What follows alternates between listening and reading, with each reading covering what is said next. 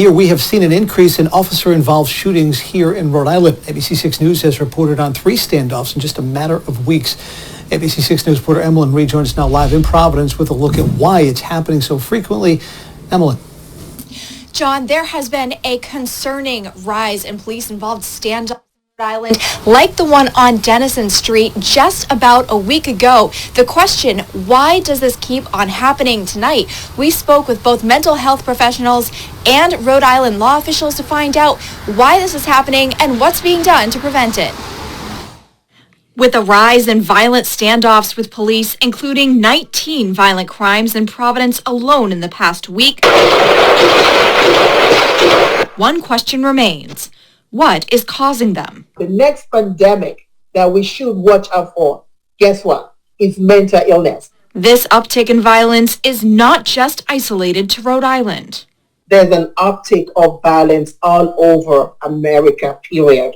And when you look at the situation that we are in with the pandemic, people have been inside of their heads. A trend local law enforcement is seeing continually in their calls. A call comes in, you don't really know what you're dealing with until you get there. Their substance use disorders go worse. Their anxiety may have gone worse. If they're not visiting the doctor because they're afraid to go to the doctor, they're not getting the treatment they need. And then all these things, compound. But what is being done to prepare for and prevent these violent interactions?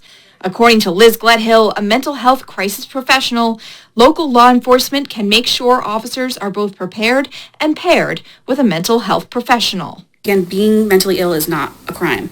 And so we need to recognize that and realize that people deserve treatment and compassionate care and help. It's a model Narragansett Police Department has followed since 2018. And very often we deal with the same people on a regular basis. They develop a relationship with the police officer, and they develop a relationship with that mental health clinician.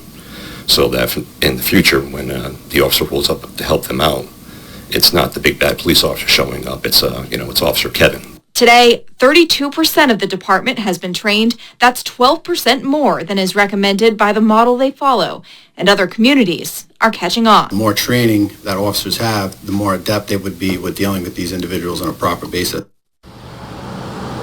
Now, many of these programs do also offer the opportunity for a mental health professional to ride along with the officers. You're going to see that in several departments across the state. But everyone that I spoke to tonight really said the same thing, that these programs do require more funding. They're hoping that it comes. Live in Providence, Emmalyn Reid, ABC6 News.